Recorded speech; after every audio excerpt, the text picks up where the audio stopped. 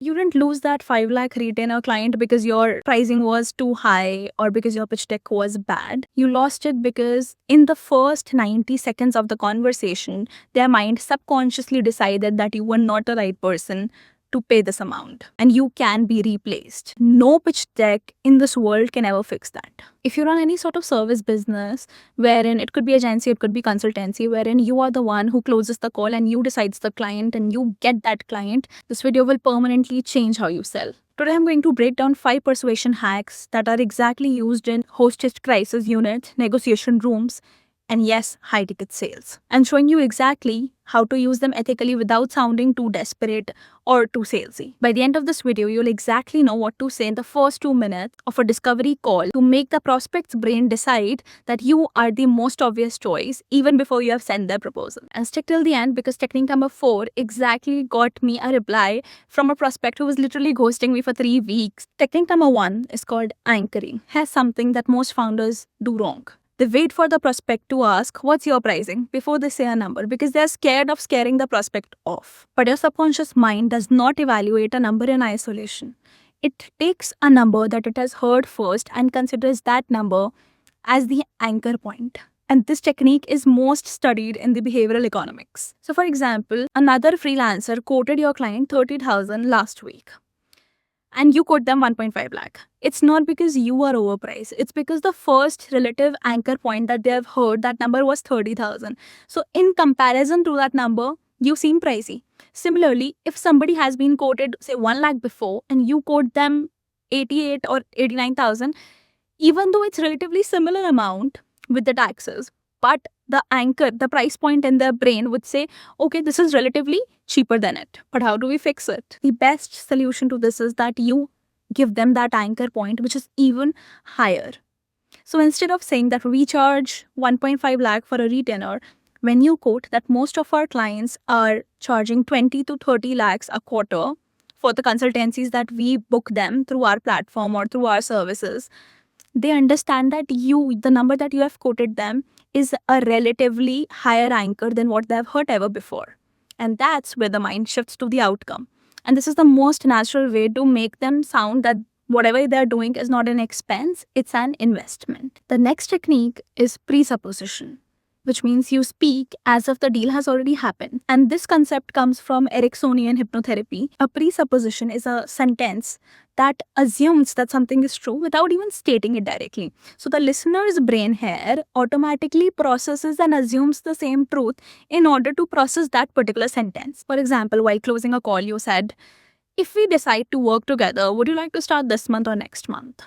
And that's exactly where you have given them that escape option, which is if we decide. A similar sentence in this particular technique would say, when we kick this off, would you want this to be next month itself, or do you want it to be around a particular event wherein you're planning this launch? Now, why this works is because you have not asked them if you are working together or not.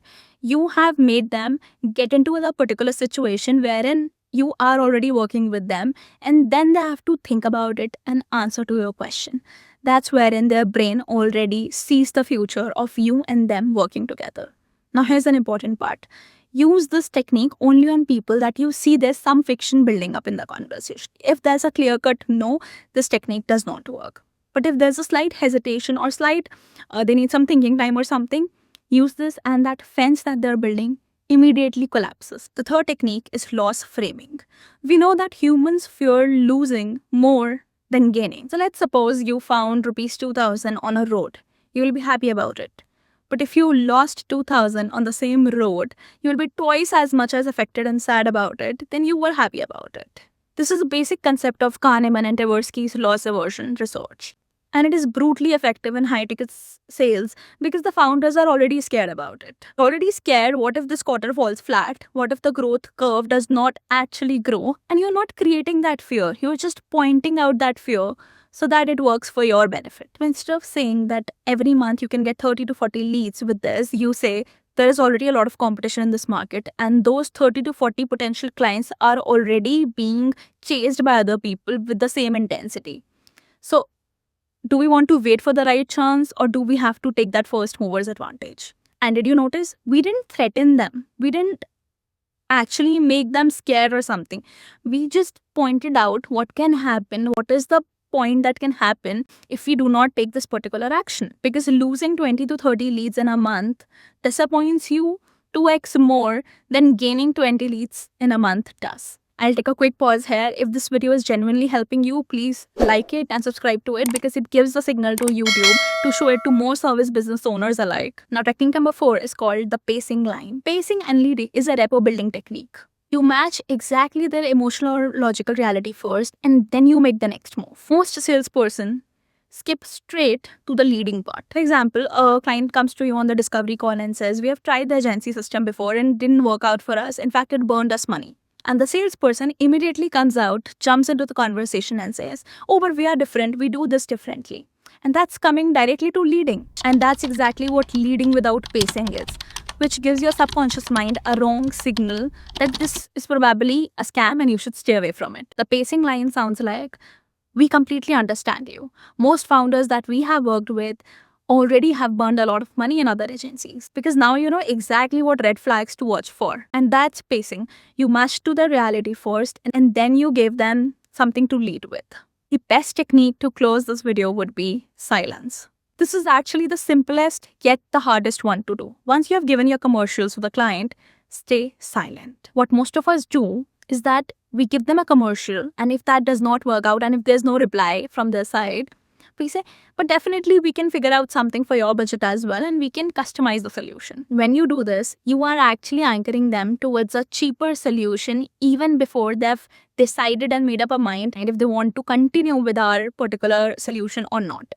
Now, what makes us send such messages is our particular subconscious framing. Because we consider silence and not having a reply as a sign of discomfort, as something not working out, us not being good enough to match their offer. But that's quite the opposite. Now just say the number and stay silent for 3 seconds, 4 seconds, 5 seconds. Let the second person start the conversation again, and that conversation that starts is where the actual negotiation happens. Now, this is something that we'll really need to practice a lot because when you are actually trying to be silent, it gives your brain a discomfort signal. And you have to practice the discomfort so that it actually appears to be natural. Now, here's the thing that nobody tells you. No matter what techniques you use, no matter what hack or persuasion tricks you use, nothing can ever fix a bad positioning, a bad offer, or a bad service. If you are somebody who does not believe in your own pricing, you cannot make the other person believe and pay you that amount. The next time, whenever you try for high ticket sales, believe yourself that you're actually worth that retainer, you're worth that amount that you're asking for, and that you have that skill to deliver that quality. Even if you use 2 of them in your next call, you'll actually notice the difference. Thanks for watching it till the end because that makes you ahead of 90% people who actually watch such content and just scroll past it and never apply. See you in the next video.